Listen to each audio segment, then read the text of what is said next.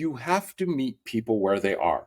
And the fact of the matter is, right now, discourse in French society is about that tension between universalism, which can be seen as an embracing of everybody, no matter what their background is, and multiculturalism, which some people will try to position as unnecessarily divisive and toxic to the French project.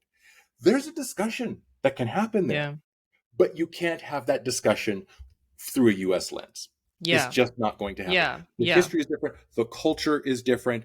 The arguments that people will make against the points that you're trying to make are going to be different. And you have to be ready for that. Yeah. Yeah. And it's so, I always say, don't put a French solution on a Brazilian problem. That is my job, to make sure that we don't Yeah. do that. Right. Yeah. Because Yeah.